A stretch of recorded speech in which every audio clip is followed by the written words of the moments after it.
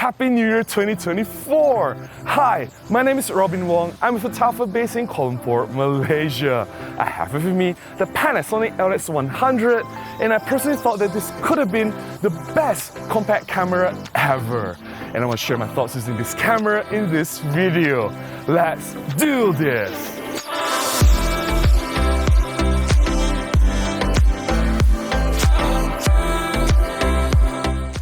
I've actually done a full review on this Panasonic LX100 before. It is in a blog written format. It is out there somewhere. It's not difficult to find.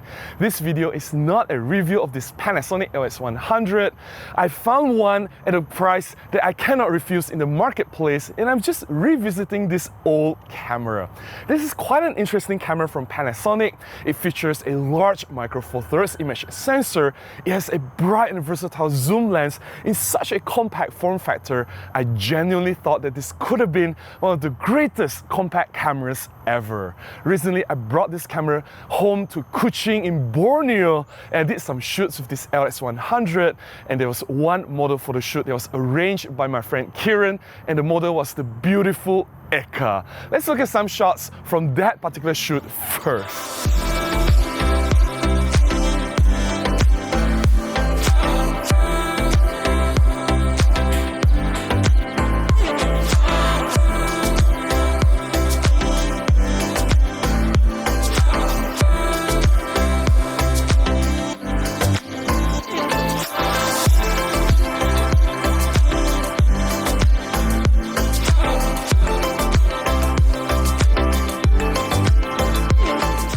There are some things that I really like about this Panasonic LX100. Number one, bright and versatile zoom lens. It starts from 24mm at the widest end and it zooms to 75mm at the telephoto end. I thought that's a very flexible zoom range for a compact camera. And it features really bright aperture from f1.7 to f2.8. Combining this with a large micro four thirds image sensor in this camera, you can render shallow depth of field effect, separating the subject from the background by blurring the background off. I thought that's just very useful for portrait shooting, which I just did. The lens itself is quite sharp. Perhaps it's not in the same sharpness level as pro-grade lenses from Panasonic or Olympus, but the sharpness is almost as good as the kit lenses, say the 1442 from Olympus or the 1232 kit lens from Panasonic. In terms of the flow controls, there's some chromatic aberration there and here. I think the distortion is corrected in software. Of course, there's some flare, but none of these flaws or technical problems are deal breakers. I thought this is quite a good lens. It is compact, it is decent enough in this compact form factor on the LX100. Number two, image quality. Of course, having a large size micro four thirds image sensor in this camera, we can expect similar image quality from other micro four thirds cameras from the same generation. We have really good resolution. It has really good dynamic range and low light, high ISO performance. Definitely more than one stop better than any 1-inch sensor cameras out there, making this one of the better compact cameras if you want purely on getting the best possible image quality.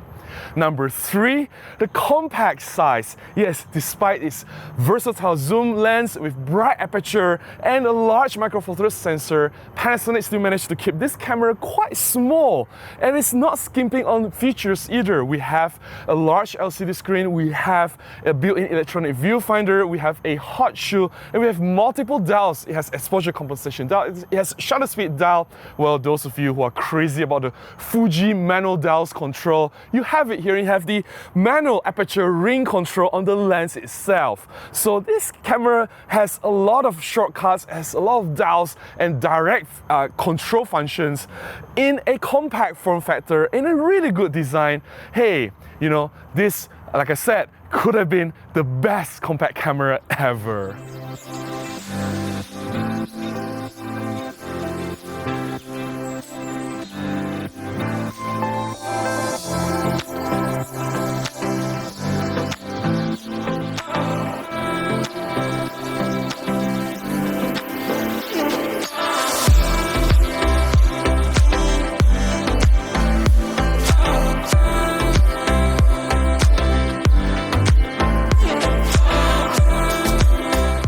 So what went wrong? What stopped this Panasonic LX100 to become the greatest compact camera ever? Well, number one, it has a poor electronic viewfinder. I really dislike this particular viewfinder in this LX100. I think it is the field sequential viewfinder. Looking through it is not comfortable. It doesn't feel natural looking through it. Somehow I just don't enjoy using this viewfinder to compose. I find myself using the LCD screen a lot more. And number two, the LCD screen itself is problematic. I don't know if it's too low in the resolution. It's not true if you look at the specifications. I just don't know there's something wrong with the LCD screen. I just can't quite judge the image quality that I'm getting when I pixel peep, when I zoom in and punch into the image.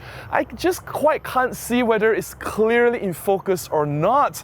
There's a lot of problems there and here, and the color on the LCD screen is not great. There's just so many problems in the screen, and add to that, it doesn't have tilt screen or swivel screen, which helps me a lot in my type of photography where I need to go low or go high.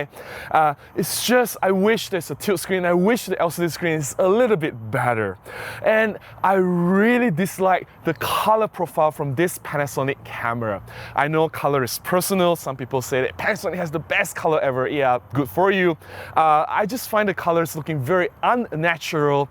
The skin tones look really weird. There's this magenta pink cast, and if I try to correct it, all the color balance just goes off the entire screen. I need to selectively correct the color on the skin. I think that's just too much work. And mind you, these photographs were taken under natural light. And if the camera under natural sunlight cannot get the skin tone right, something is very wrong with the camera, right? It's not just white balance issue. No matter how you correct the white balance, you just can't get it right. And there are other small complaints there and here. Like for example, this camera, yes, it is very compact. Yes, it's very small, but there are also other smaller Micro Four Thirds cameras with interchangeable lens capability. For example, the Panasonic GM1, and of course the Olympus EPM1, the Pan Mini. But I'm not saying that smaller is better. I'm just saying that this LX100 is still quite chunky if you compare with other advanced compact cameras out there, say the Sony RX100 series. I know it's a different system, it's a different format, it features 1-inch sensor, but if this camera is made a little bit smaller, say just 20 to 30% smaller, and the lens is a little bit slimmer and make it pocketable, I think this camera could have been a lot more popular. Yes, it is a compact camera with advanced features, but to be entirely honest, it is still not compact enough.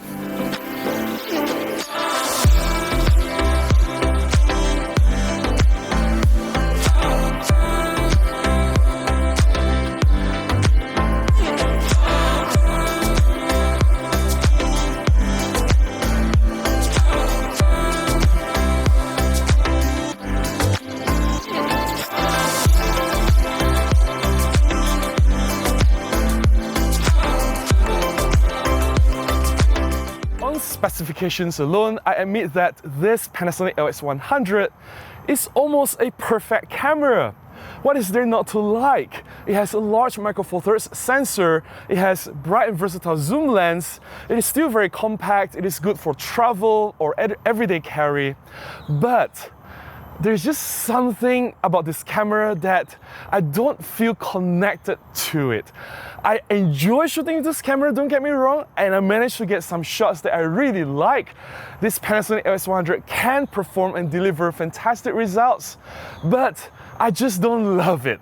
It doesn't inspire me to bring it out and shoot more. I know this particular comment is very subjective, it's personal. It may not be the same case for you, but I'm just telling you what I feel about this camera, and if the camera doesn't inspire me to go out and shoot, I will not use the camera much. That's all I have to share about this Panasonic LX100 and my experience using it for my recent shoots. Have you owned one yourself? Do you agree with my findings? Please share your thoughts and experience in the comments below. I would love to hear from you. If you've enjoyed looking at my photographs and if you found my sharing beneficial, please consider buying me a cup of coffee, or you can contribute directly to my PayPal. Links in the description below on how you can do that. any small contribution goes a long way. It will definitely help me to continue making more content. And I wish that you have a great year ahead, and please do go out and take more photographs. Bye-bye.